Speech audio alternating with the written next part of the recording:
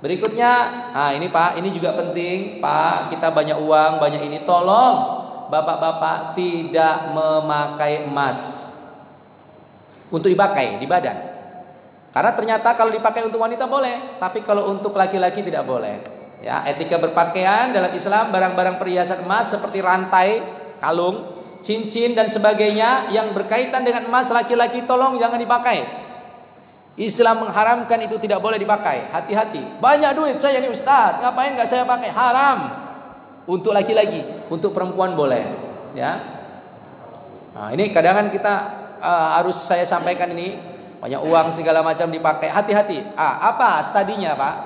Ternyata kalau untuk perempuan ini boleh. Kenapa? Salah satu studinya ketika wanita ini setiap bulannya ada masa menstruasi, sehingga pengendapan dalam tubuh keluar melalui menstruasi. Tapi laki-laki tidak ada masa menstruasi. Itu mengganggu kekentalan darah kita, mengganggu partikel-partikel dalam tubuh kita yang kita mungkin tidak paham, sehingga nanti mengganggu metabolisme daripada tubuh-tubuh kita laki-laki.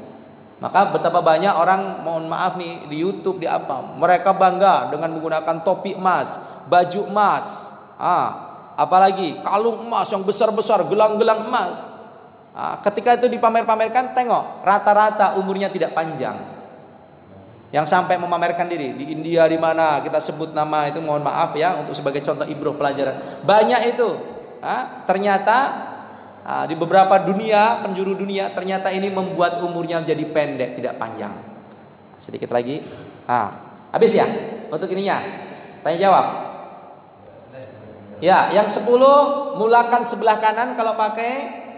Yang ke-11, selepas beli pakaian jangan lupa berdoa bersyukur kepada Allah. 12, jangan lupa berdoa. Ini prinsip kita memakai pakaian. Boleh saya buka forum tanya jawab supaya kita tambah ilmu kita, supaya kita ini tambah wawasan kita, dipersilakan. Yuk, yang mau bertanya, saya sudah kasih waktu agak panjang. Ya, silakan Pak Haji. Assalamualaikum warahmatullahi wabarakatuh. Waalaikumsalam warahmatullahi wabarakatuh.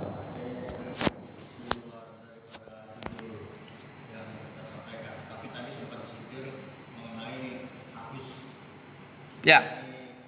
Apabila kita mempunyai anak atau cucu yang habis, maka insya Allah berarti akan menarik kita ke surga. Nah itu urutannya sampai ke cucu, makanya kakeknya tidak. Karena kalau untuk anak itu udah susah gitu dia.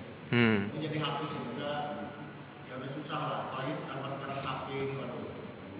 Nah kalau cucu, kira-kira kakeknya masih ke bawah nggak gitu? Ini berharap juga ya Pak Haji ya. Ya. Waalaikumsalam warahmatullahi wabarakatuh. Pertanyaannya bagus tentang habis Quran tadi Tat. Bagaimana nih runutannya? Kalau sekarang saya ini Ustaz, anak saya ini berapa anak Pak Haji? Banyak. Anak saya ini walaupun banyak, kayaknya kalau kita berharap sekarang ini indikasinya kemungkinan kuat nggak bakalan habis Quran kayaknya gitu ya. Jadi kayaknya mentok di anak kayaknya nggak bisa lagi deh.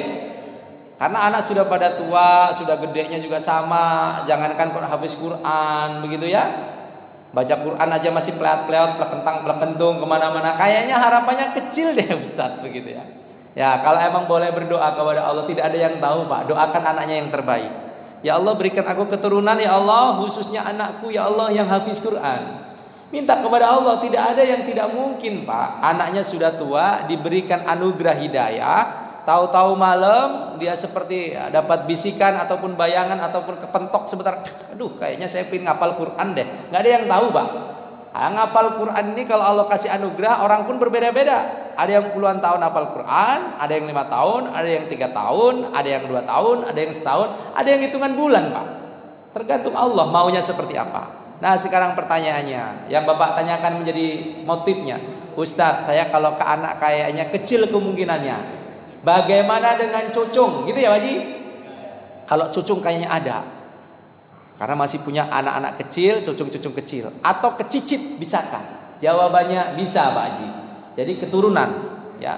Rabbana hablana min azwajina wa dzurriyyatina qurrata ayun waj'alna lil muttaqina imama. Kita berdoa agar diberikan pasangan, keturunan itu yang menyejukkan pandangan. Berarti sampai ke anak, ke cucung. Maka kuncinya apa? Anak cucung ini kan tadi sampaikan dalam sebuah riwayat juga sampaikan bisa mengangkat 10 keluarganya untuk masuk ke dalam surga.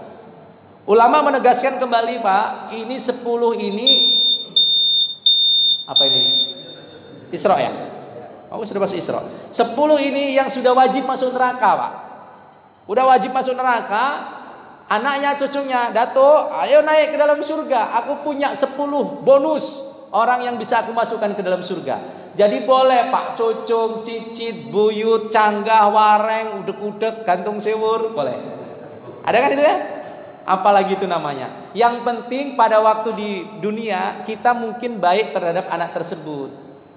Ya Pak ya? Bagaimana? Kita benci banget sama cucung tersebut. Kayaknya pucung ngejengkelin, ngedongkolin, paling gak suka. Ternyata dia habis Quran. Nyahok kita nanti di akhirat. Kita masuk neraka. Dulu Datuk jahat sama saya, mohon maaf, bye-bye. Yang lain yang saya bawa. Nyaho kita Pak. Sudah amalan kita sedikit, dosa kita banyak, punya harapan satu, ini kok malah ngelewein kita saja. Nah makanya baik-baik sama cucung sama cicit. Ya, kalau ada yang galak-galak sama cucung, hati-hati Pak. Nanti kalau kita tua digalakin sama cucung, mau apa enggak? Udah nggak bisa jalan kita, digantian digalakin sama cucung.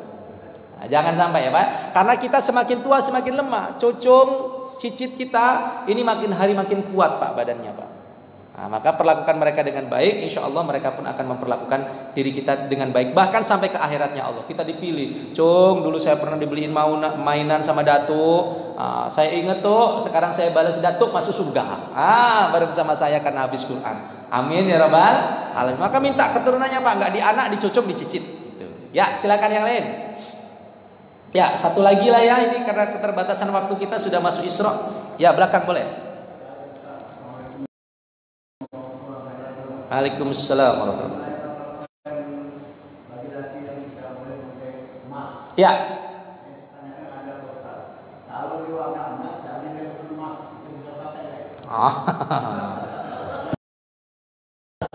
Ya. Ya. Ustadz, ini ada pertanyaan. Laki-laki tidak boleh pakai emas, ya kan? Pertanyaannya, kalau ada laki-laki yang dia pemakai warna seperti warna emas, begitu kira-kira Pak ya? Tapi bukan emas asli. Bukan emas asli, artinya emas imitasi, emas tiruan, ya. Emas model-model kayak emas lah, Mas Suratno gitu ya.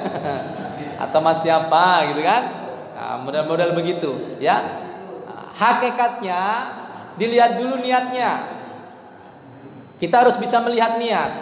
Kalau kita memakai pakaian tersebut seakan-akan kita seperti memakai emas supaya orang salut, kagum melihat kita, diluruskan lagi niatnya.